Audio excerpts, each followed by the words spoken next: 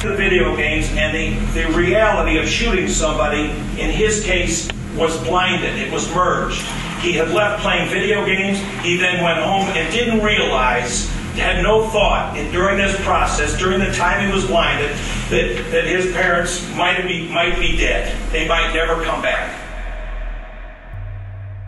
Pour la plupart des gens, le gaming, c'est juste un passe-temps. On allume la console, on enfile son casque et on se plonge dans un autre monde. Mais pour certains, ce monde virtuel devient une vraie obsession. Une obsession si puissante qu'elle finit par détruire leur vie ou celle des autres. Imaginez un adolescent enragé, prêt à tuer parce qu'on lui a confisqué son jeu.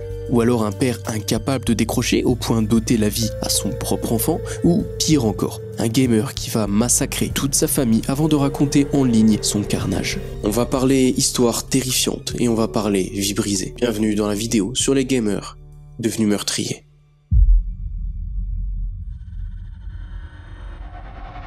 Au fait, il m'arrive souvent de rester éveillé tard la nuit comme aujourd'hui jusqu'à 3h du matin, que ce soit pour faire des recherches, les montages de mes vidéos, et quand ça arrive j'ai des petits coups de fatigue. Depuis quelques semaines j'ai essayé les nouvelles boissons Oli et là il est 3h du matin et je me sens en pleine forme. C'est efficace et je vous ai même pas encore parlé du goût. Oli il propose 3 gammes, la gamme énergie qui possède de la caféine cristallisée et qui m'aide quand je bosse la nuit sur mes vidéos, la gamme hydration pour les sportifs et la gamme Ice Tea si vous voulez une alternative saine à vos boissons habituelles. Il n'y a qu'à mélanger un sachet Oli dans de l'eau, dans le shaker, mixer quelques secondes et c'est prêt. La raison pour laquelle j'ai choisi Oli, c'est assez simple. Leurs boissons ne contiennent pas de taurine, pas de sucre ajouté et c'est bon en fait, tout simplement. Aussi, les boissons Oli, et merci au shaker, c'est beaucoup plus écologique que des canettes. Elles contiennent des vitamines, il n'y a pas d'arôme ajouté et c'est seulement des colorants naturels. Perso, celle que je préfère, c'est celle au thé noir, miel, citron. J'en ai encore un sachet. Elle est trop bonne, c'est de la gamme Ice Tea.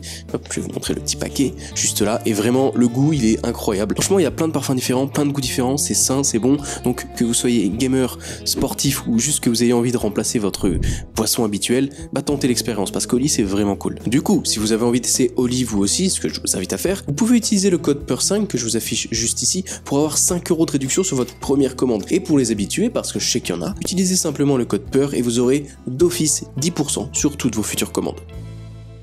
Comme d'habitude, un grand merci à Oli d'avoir sponsorisé la vidéo et je mets tous les détails dans les commentaires. Louise. C'est la fin des cours et le début du week-end pour Louise, 11 ans. Nous sommes le 7 février 2025 et on se trouve dans la ville d'Épinay-sur-Orge, dans l'Essonne. Et Louise, appréciée de ses camarades, se dirige vers sa maison, comme à son habitude, qui se trouve à moins de 500 mètres de son collège. À 13h48, elle va envoyer un SMS à une de ses amies pour lui dire qu'elle est en train de rentrer chez elle. Vers 14h, Louise est vue sur une caméra de sécurité dans son quartier en train de traverser un passage piéton. Mais à partir de 14h07, plus aucune activité sur son téléphone qui s'éteint et Louise disparaît. Et malheureusement, elle ne rentrera jamais chez elle. Évidemment, ses parents l'attendaient. Vers 15h30, soit un peu plus d'1 heure plus tard, ils se rendent au commissariat pour signaler sa disparition. Bien sûr, la police prend l'affaire au sérieux immédiatement et un hélicoptère ainsi que 2 drones thermiques sont déployés tout de suite. Doucement, les minutes vont se transformer en heures et le soleil laisse place à la lune et l'obscurité va s'installer tout doucement. Les parents et la police sont toujours à la recherche de Louise et c'est précisément à 21h40 qu'une première piste va arriver. Un chien flaireur va marquer l'entrée du parc des Templiers. Louise est passée par ici, c'est obligatoire, mais ce n'est pas du tout le trajet habituel et là il est clair qu'il y a quelque chose de bizarre qui est arrivé. Les recherches vont donc se concentrer sur le parc des Templiers uniquement. C'est un bois dense qui est traversé par une rivière et qui est bordé de champs. Bref, c'est grand, il fait une nuit noire et les recherches sont très difficiles. Et malheureusement, c'est un peu avant 2h du matin que l'impensable arrive. Le corps sans vie de Louise est malheureusement retrouvé là, son téléphone éteint à côté d'elle.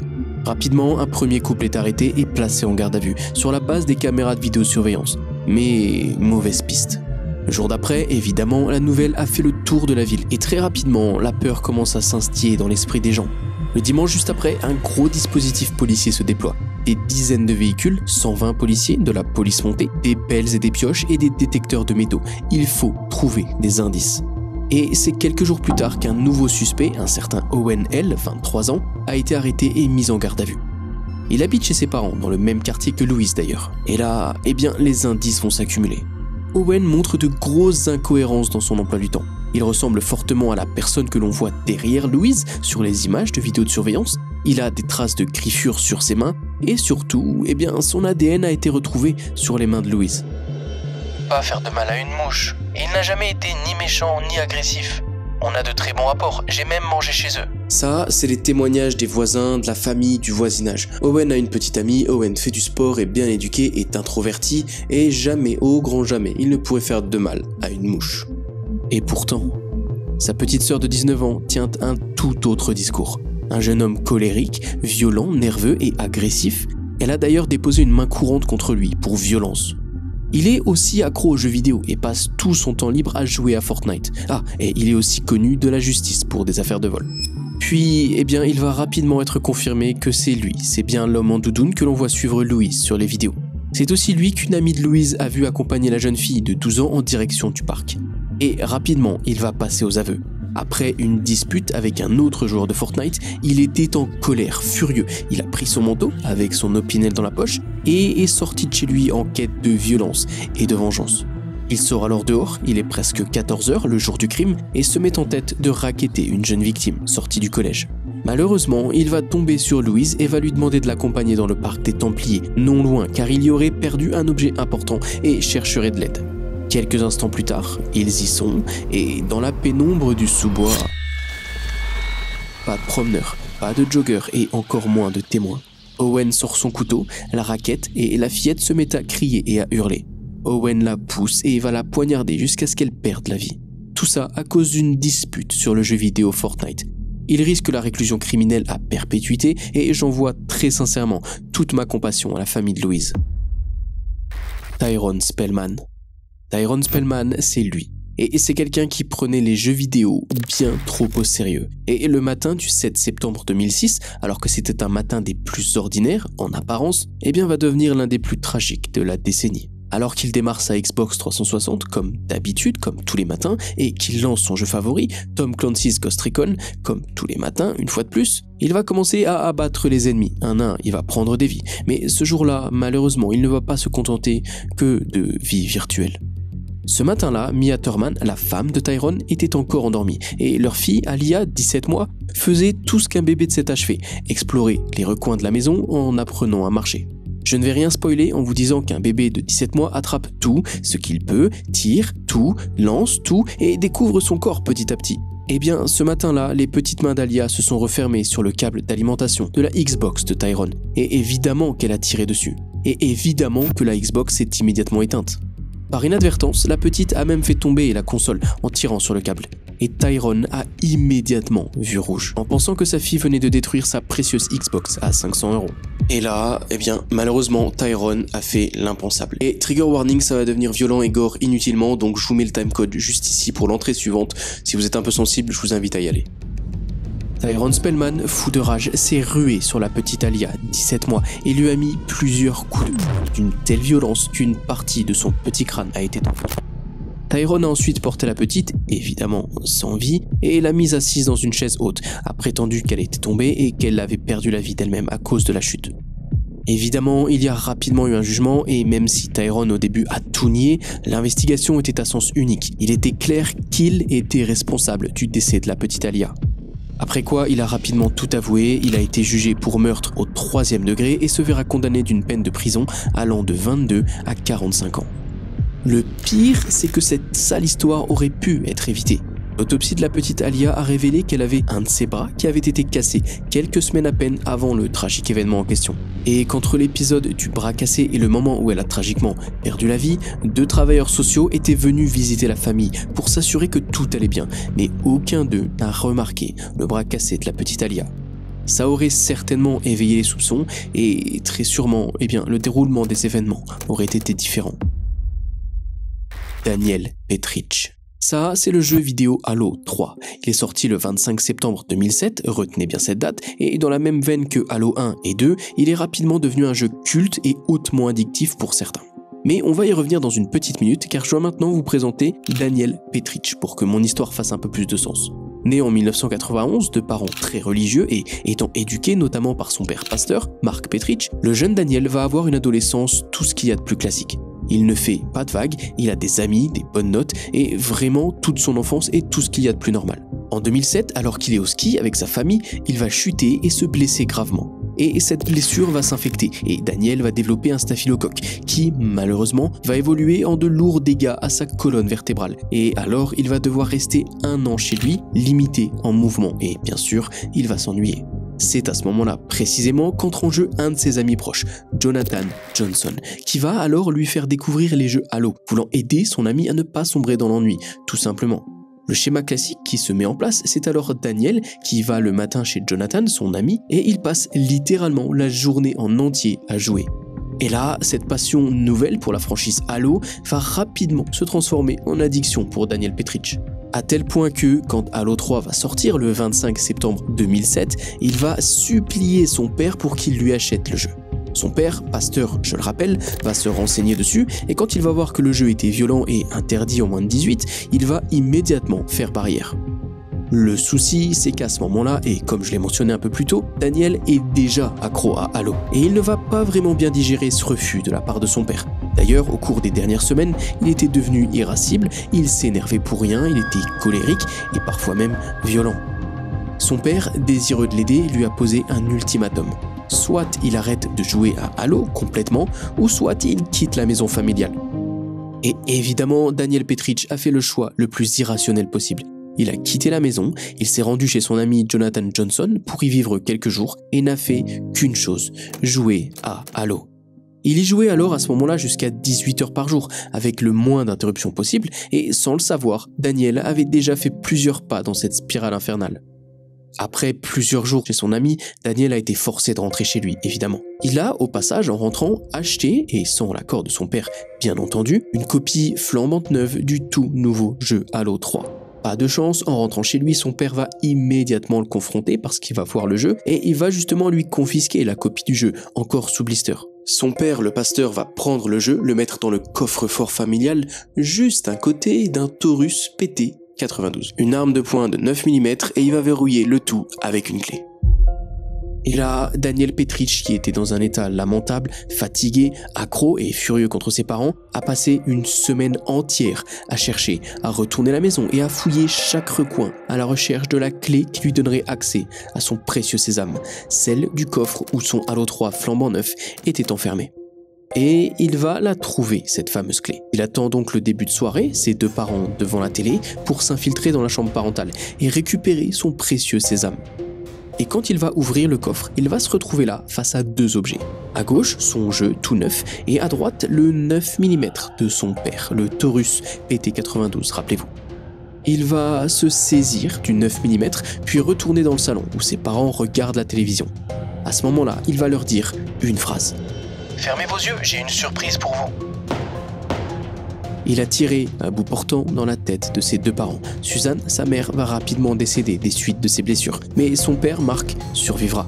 Daniel va essayer de camoufler la scène de crime en meurtre-suicide de la part de son père, mais son plan improvisé va vite tomber à l'eau. Sa sœur aînée et son petit ami débarquèrent à l'improviste quelques minutes après seulement et tombent sur un carnage. Ils vont immédiatement appeler la police, évidemment, mais Daniel va prendre la fuite en voiture. Mais, eh bien, c'est la police et rapidement, il va être appréhendé, puis arrêté, puis jugé. Le juge l'a condamné à la prison à perpétuité avec possibilité de libération conditionnelle après 23 années de prison, ce qui était la peine minimale encourue. Et il aura donc un droit de parole en 2030. Shane Coffey. Cette fille-là, c'est Farah Dawlot, et comme d'habitude, elle passe sa soirée devant l'ordinateur, éclairée seulement par la lumière bleue de son écran. Elle sourit en voyant un nouveau message apparaître car cela faisait des mois maintenant qu'elle discutait, elle et lui, quotidiennement avec Shane Coffey, un gamer tout comme elle. Et eh bien Shane semblait être tout ce qu'elle avait toujours recherché. Ce qu'elle ignorait, c'est que derrière ce profil se cachait une réalité bien plus sombre. Mais j'y reviens dans quelques instants. Shane Coffey, de l'autre côté, 20 ans, habite à Boston. Il avait le visage presque angélique, témoignage de certains de ses proches, et ses parents le décrivaient comme un garçon timide, passionné de jeux vidéo, qui passait la majorité de son temps enfermé dans sa chambre en Pennsylvanie, aux États-Unis. Ce qu'ils ne savaient pas, en revanche, c'est que leur fils vivait une relation virtuelle intense avec une jeune Britannique de 19 ans, Farah. Et cette même relation prendrait bientôt un tournant macabre. Farah avait 14 ans quand ils ont commencé à discuter ensemble pour la première fois, au travers d'un jeu vidéo en commun. et 5 ans plus tard, elle était persuadée de connaître Shane par cœur. Ils s'étaient rencontrés en ligne quasiment tous les jours, avaient partagé tous leurs secrets, leurs espoirs et avaient même fait des projets d'avenir ensemble. Shane lui a même annoncé un jour qu'il allait bientôt traverser l'Atlantique pour venir la rejoindre, et c'était un premier pas sur les marches de l'impensable.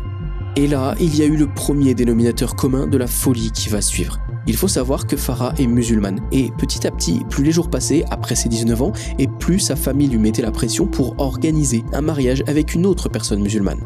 Le poids de la pression familiale a pesé, et le coup près est tombé.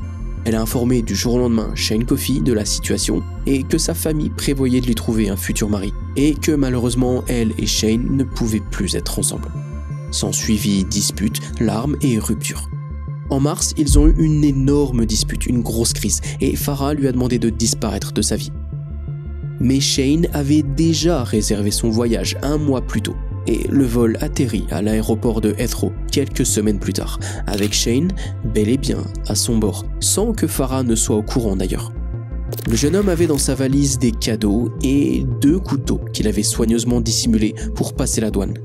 Et là, on peut se demander si la suite des événements était préméditée ou alors si ça venait d'une impulsion soudaine.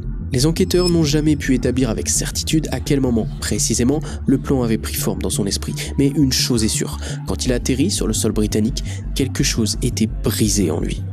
Avant d'atterrir à Heathrow d'ailleurs, Shane ne faisait qu'harceler Farah pour qu'elle lui rende tous ses cadeaux qu'il lui avait fait au cours des 5 dernières années, notamment une Xbox, plein de jeux vidéo et d'autres choses sans réelle importance. Shane Coffey a réservé plusieurs nuits dans un premier inn à Epsom où Farah habite. Et évidemment, il a son adresse parce que dans le passé, ils se sont envoyés tous les deux plusieurs cadeaux, plusieurs lettres, plusieurs colis.